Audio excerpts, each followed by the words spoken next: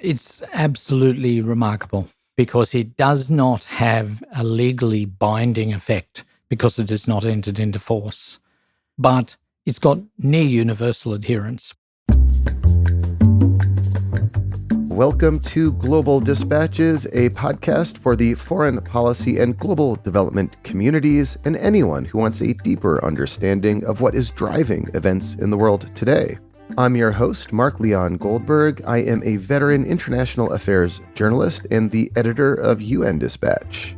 Enjoy the show.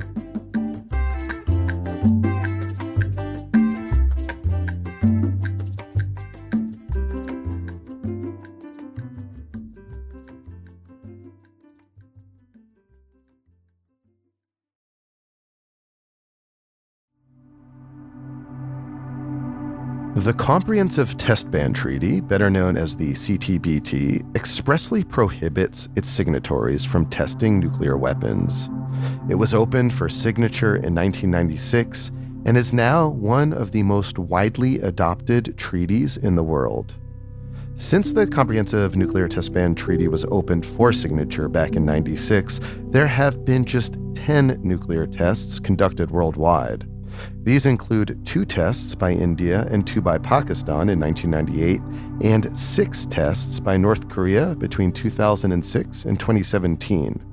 This limited number of tests since 1996 stands in stark contrast to the more than 2,000 nuclear tests conducted in the preceding 5 decades, highlighting the CTBT's significant role in establishing a global norm against nuclear testing. My guest today, Robert Floyd, is the executive director of the Comprehensive Test Ban Treaty Organization, which, as the name suggests, is the international body responsible for monitoring and facilitating the implementation of the treaty. It does so in part through a sophisticated global monitoring system capable of detecting a nuclear test anywhere in the world. I sat down with Robert Floyd on the sidelines of the Carnegie International Nuclear Policy Conference in Washington, D.C. earlier this month, where he explained why the CTBT has been so successful in constraining nuclear testing and what challenges the treaty now faces amid a rapidly shifting geopolitical landscape. This episode is produced in partnership with Lex International Fund, a philanthropic fund dedicated to strengthening international law to solve global challenges.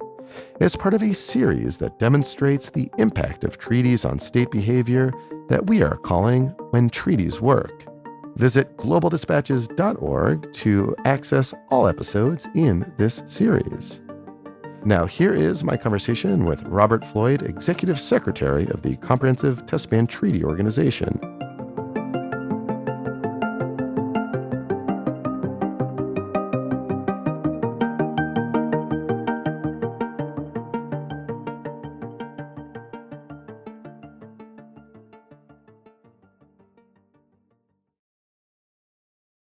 Mr. Executive Secretary, thank you so much for being here today. It's a pleasure.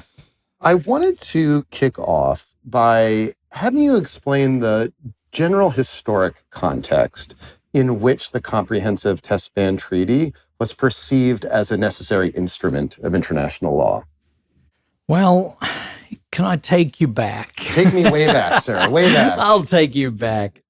No sooner had the atomic bombs been dropped in Hiroshima and Nagasaki then world leaders started thinking about how could we create a world without these weapons? Because the scale and the indiscriminate nature of the damage from those bombs was just overwhelming.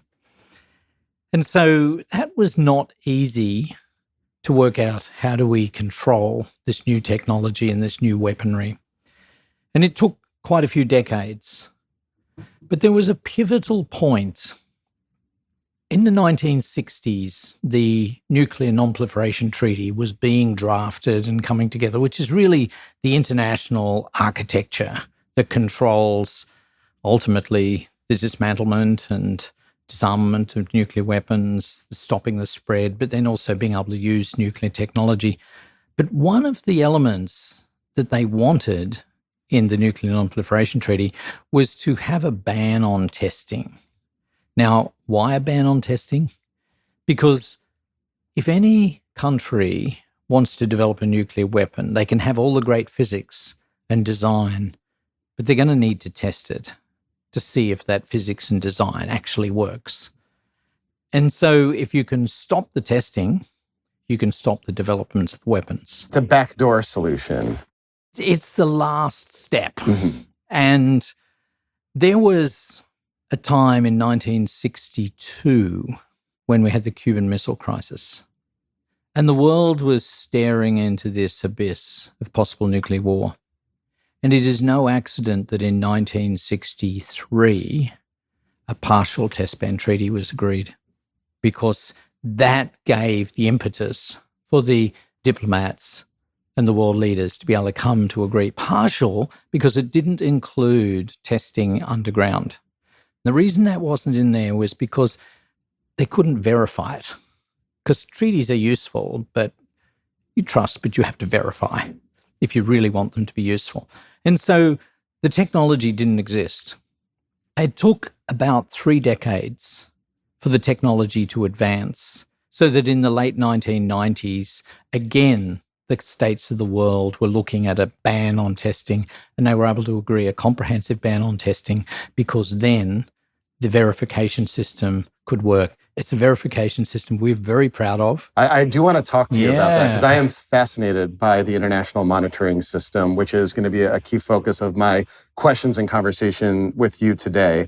But just initially, can you briefly walk listeners through the key elements of the Comprehensive Test Ban Treaty, and then subsequently the role of the organization in implementing and monitoring that treaty? The treaty is a very specific and simple treaty. It's essentially a commitment by all signatory states to not conduct nuclear tests, and certainly not allow any nuclear tests to be conducted on their territory. It's a very simple declaration, needs to be backed up by domestic law. And then in the treaty, there is then the verification system, which would allow all states to know if anyone's cheating. It's as simple as that. And it's so powerful. The amazing thing is that in 24th September 1996 was when the treaty text was open and available for signature, and a heap of states started signing it. It must have been very exciting to be involved back then. But before that date, from 1945 through September 1996, over 2,000 nuclear tests had taken place. But from that date, in 1996 through to today, then about 10 tests only have taken place. So 6 of them from one country, which we'll get to, North Korea. Exactly, yeah. And that this century by one country only. Yeah, or this millennium, as you said in the panel yesterday. Indeed, if one wishes to be dramatic. So what do you think accounts for the success of this treaty when using the metrics that you just articulated? Why has it been so successful? I think that the large reason for the success is the trusted, transparent verification system of the international monitoring system. That's only one of our verification mechanisms, but it's one that we in the Secretariat of the Comprehensive Nuclear Test Ban Treaty, or the CTBTO, as we call ourselves, we are responsible to set that up. Because when the treaty enters into force, you need to have a verification system that works and can tell whether anyone's cheating. This is a 337 facilities scattered all around the world, collecting 4 different types of data that would indicate whether there's been a nuclear explosion. So I want to ask you about the mechanics of that system, but I do want to recognize something you just said when the treaty enters into force, because this is a treaty, despite being signed by 187 countries, a certain number of countries have not ratified it yet. So it hasn't technically entered into force, but what's so significant to me, at least, is that despite the fact that it hasn't entered into force, it still is having this real powerful effect on state behavior. It's absolutely remarkable because it does not have a legally binding effect because it has not entered into force. But It's got near universal adherence. 187 out of a possible 196 countries. Only 9 countries have not signed. 178 have ratified. So huge numbers. And even in the last 3.5 years, we've seen 9 countries ratify. 1 sign yet to ratify. This year, there should be 2, maybe 3 more. There is a huge swell towards getting this finished. But entry into force still evades us. But the point you make is so right. Entry into force would give us something which is legally binding. But we have a powerful norm in the world today against testing. A powerful norm that is committed to by almost every nuclear weapon possessing country. I wanted to have you walk me through the international monitoring system, which is one of the core functions of the organization. First, could you just illustrate for listeners, what do one of these stations look like? And I take it they're scattered pretty much all over the globe. If I am looking at a monitoring station run by the organization, what am I looking at and what does it do? The International Monitoring System has got 4 different kinds of monitoring stations, as well as a range of labs that analyse samples. But the 4 different kinds of monitoring is seismic stations. So these are detecting vibrations in the Earth's crust, and they are very sensitive pieces of equipment. Sometimes they're deep down in a borehole, down on bedrock in very quiet locations. But they're picking up the signs of any earthquake or seismic activity in the Earth's crust, but every explosion, and particularly if it's a nuclear explosion. We also have infrasound stations that are picking up a certain frequency of sounds and vibrations in the atmosphere. And so these amazing arrays of pipes and, fine barometers which are picking up changes in air pressure, they're detecting if there is an atmospheric test. We have hydroacoustic stations listening to sounds in the ocean. And we only need a few of those because the ocean transmits sound so incredibly well. The physics of a dense medium assists. And then the 4th set of stations are our radionuclide stations. So they're looking for radioactive isotopes, that then are radioactive gases or particles in the atmosphere that would only be formed if there was a nuclear explosion. So the real telltale signs, they're like massive vacuum cleaners sucking in air and screening out the radionuclides. Well, I remember in 2017, this was before your time at the organization, this was North Korea's last nuclear test that it's conducted thus far and hopefully ever. But I remember, there was that moment, kind of like a brief moment where there was rumors of a nuclear explosion, but then everyone turned to the CTBTO to verify it. And I remember your predecessor was posting on Twitter at the time, the actual results of their aerosol and air-based monitoring system. And at least to me, the importance and significance of having this kind of neutral, agendaless body. Your agenda is to detect whether or not there is, nuclear radiation in the air or whatever it is you detect, as opposed to from a government source that might have an agenda one way or another, was what I think coalesced the international community around understanding that this indeed happened. The North Korean tests are an interesting case. There were 6 of them. There have been 6 of them. Not one since 2017. It's a really long break. I don't know. It coincidentally coincides with your time as head of the organization. So all credit to you, sir. Yeah, I will not touch credit for that. But I'm very pleased that there has been, this pause and hopefully a cessation in testing. But every one of those 6 nuclear test explosions was picked up by our international monitoring system. The first one was actually a very small explosion. Some wonder whether it was a failed device attempt, but it was picked up. And it was picked up with the seismic vibration. Some of the infrasound, stations were picking up, but then the radionuclide stations. But the thing with North Korea is that, yes, our system will detect it, and we will share that with all of our state signatories and with the world. But North Korea actually claims that they've tested. So they declare. Yeah.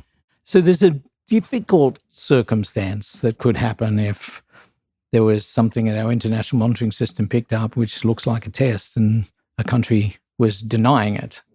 And that's where we need other elements of our verification system to be able to cut in. One of the elements is on-site inspection, to be able to then determine what has really happened if there was a dispute like that. We can only do that one after entry into force. So even though we were discussing before, the treaty is wonderfully successful, but it is not actually fully there until it enters into force so that we can have all of those verification systems available. So, North Korea is not, a signatory to the Comprehensive Test Ban Treaty. So I suppose, formally, technically, their testing a treaty is not necessarily a sign that the Comprehensive Test Ban Treaty is not impactful. But I do wonder more broadly to what extent you view the success or failure of the treaty by tests conducted by anyone around the world, signatory or not. We certainly see the success of the treaty, as I was explaining before, that the flow of nuclear testing, it was like a tap almost turned off. But there's been 10 tests in the last almost 30 years. That's all. There used to be one a week at the height of testing. So that's a radical difference.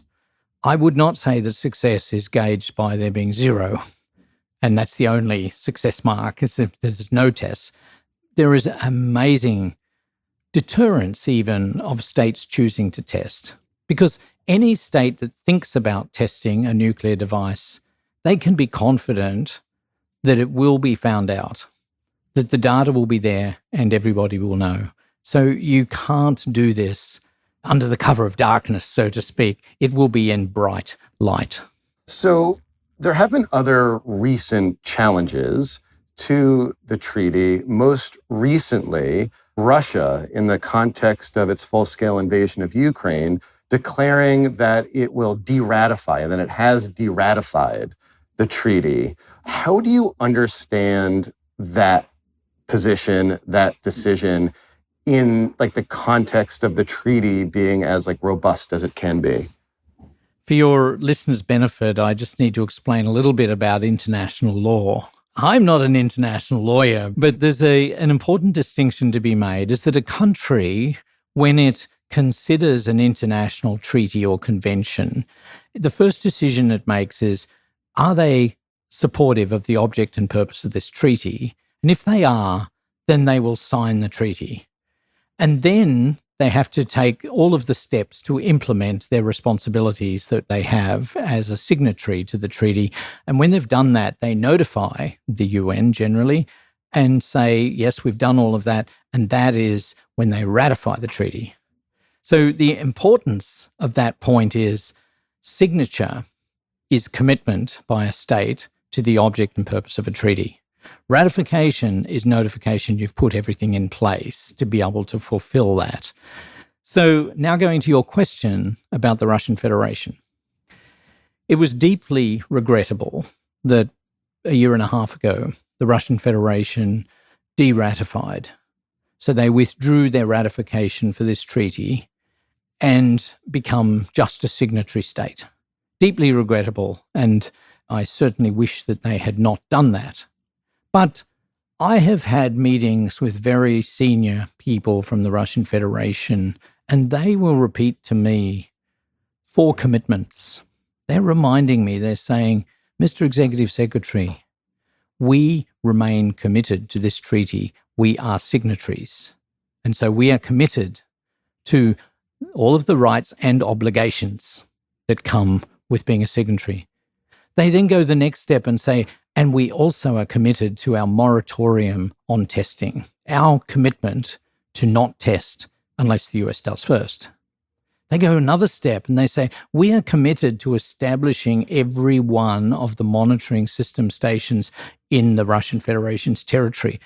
At the time of de-ratification, they'd established 31 of the 32, but by the end of that year, they had established the 32nd, all of their stations, and they have reiterated their commitment to make sure the data from those stations is shared with the International Data Center that we have in Vienna, and then we share that with the countries of the world. So deeply regrettable that they de-ratified, but they still remain committed to the treaty. So You're an international civil servant, so I won't ask you to respond to this. I will therefore categorize Russia's decisions as potentially performative and done in response ostensibly to the fact that the United States has not ratified this treaty, but it is a signatory. And that leads me to another question that's kind of percolating around this conference here to a certain extent. But more broadly, this question of whether or not the United States may seek to test a nuclear weapon. There has been some rumblings to that end. What impact would that have on both the treaty itself and on the broader kind of established norm, that kind of faucet that you kind of helped to turn off as you described it earlier, should the United States indeed test a nuclear weapon? So just touching on your commentary on the Russian Federation's decision, the Russian Federation were very clear that they were de-ratifying as a political statement, and they wanted to be on a level playing field with the United States of America and China. They had taken the next step. They'd ratified. The others have only signed. They wanted to be on the same level. It was not a statement of non-support for the treaty. So I'm glad you drew that out, and that is important. Now, your question is about the United States of America and if they were to return to testing, what the implications could be.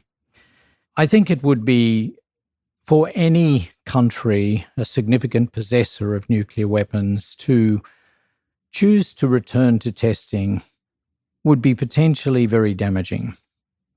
Because, as I mentioned before, is the Russian Federation says if the US tests, they will too.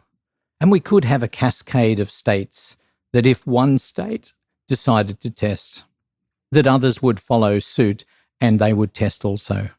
And we could then see a complete erosion of the norm, even the taboo, if we call it that, against nuclear testing. That is not good for any country, the testing country or any other country, to see unconstrained testing return to this planet. And I am certainly very hopeful that that would not be the case, because it would not be in any of our best interest. So just a couple of questions left, looking to the future. One is on technology. So one of the recurring themes of this Carnegie International Nuclear Policy Conference has been how the advent of new technologies, in particular artificial intelligence, makes the nuclear weapons systems, nuclear weapons policies a little more unstable and complex. But I also have to imagine on the flip side, there are use cases of these emerging technologies for you, for your organization, for how you monitor potential, nuclear weapons tests around the world. So what's, I guess, next for this robust international monitoring system that you run right now?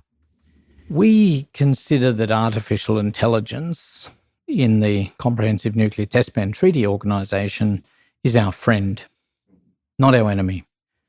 Because a lot of the data we have is what we call waveform data, sounds are waves. And so the sounds in the earth or in the air or in the ocean, it's waveform data. And we're looking for little variations, which would be the telltale signs of a nuclear explosion. And so it's a bit like looking for a needle in a digital haystack. This is actually a perfect example of where machine learning can take us quite some distance.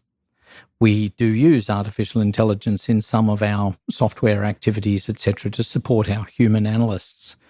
But we only use artificial intelligence to help focus attention of the human analysts on particular locations and times, and something that is worthy of the human to analyze more deeply. And that's what we do. To give you some idea of how sensitive our international monitoring system is and our ability to analyze and find nuclear explosions. When the bomb was dropped on Hiroshima, the magnitude of that explosion, they measure it in tons of chemical explosive, of TNT. And the magnitude of that nuclear explosion, which I must say was a small nuclear device, was 15,000 tons of TNT. That's a huge pile of TNT, 15,000 tons.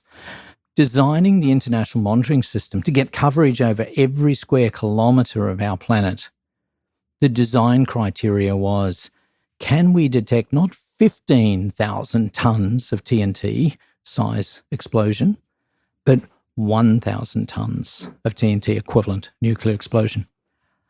That was the design. We have it in place. There have been improvements in technology as well as the analytical side. We are now not at 1,000 tons of TNT equivalent magnitude that we can detect, but half that, at 500 tons. I would say that with the continued advancement of artificial intelligence, we'll be going way below 500 tons and to even smaller test devices. And just to your point, it makes it very, very difficult, if not impossible, for a country to secretly do this. And that's the whole point. Any significant nuclear explosion will be detected and cannot be hidden. I'm confident of that. So lastly, you're describing this treaty that has really profoundly impacted state behavior and constrained proliferation of nuclear weapons around the world in an important way. What comes next? How else can the treaty be strengthened going forward? The treaty, as it stands at the moment, and we discussed earlier, has not entered into force, has not become legally binding. Although I insist that it is an amazing success already, we would love to see it enter into force and to have all of the four elements of the verification system available to us and to have that extra dimension of it being legally binding. And so a state choosing to test would know that they're violating international law. We absolutely want that. We will continue to need to sustain our international monitoring system at a high level of functionality. It's about a $1 billion investment that the states of the world have made to set it up, but it actually costs money to keep it operating well. And so we have that responsibility to protect this investment. And we don't know which stations and when might be required if there is a suspicious or unusual signal coming from somewhere.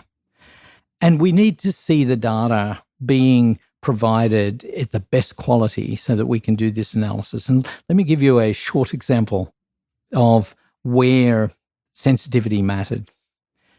It was actually on the 5th of October last year, so that's 2024, that there were two small seismic events in northern Iran. Now, there's a couple of tectonic plates that rub up against each other there, so earthquakes in that part of the world are not unusual. And our system considered them, they were just natural earthquakes. They were not of interest to us, of potential nuclear explosions. But strangely, social media had a different opinion. And there was quite an active program of misinformation, maybe even disinformation, around those two seismic events, small seismic events. And there was people trading opinions about this and things were getting, very out of hand. And then the traditional media started picking up on the story too. Iran has tested. That is what these two small seismic events indicate.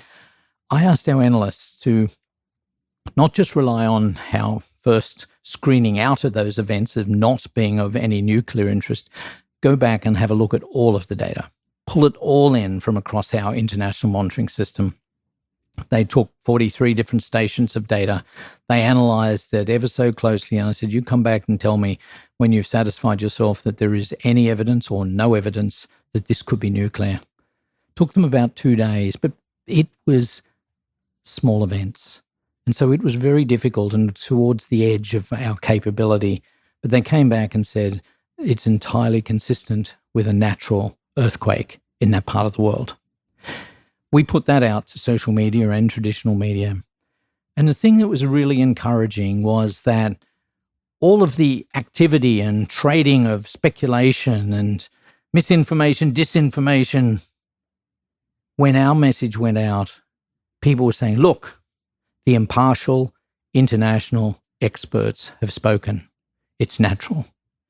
And it was amazing to see in social media land, the activity just stopped.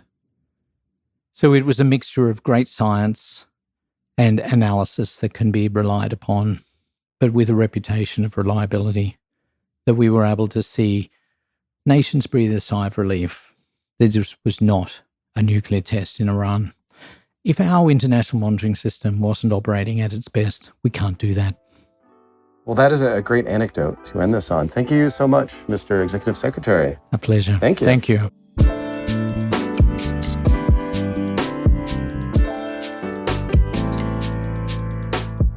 Thanks for listening to Global Dispatches. The show is produced by me, Mark Leon Goldberg. It is edited and mixed by Levi Sharp. If you are listening on Apple Podcasts, make sure to follow the show and enable automatic downloads to get new episodes as soon as they're released. On Spotify, tap the bell icon to get a notification when we publish new episodes. And of course, please visit globaldispatches.org to get on our free mailing list, get in touch with me, and access our full archive. Thank you.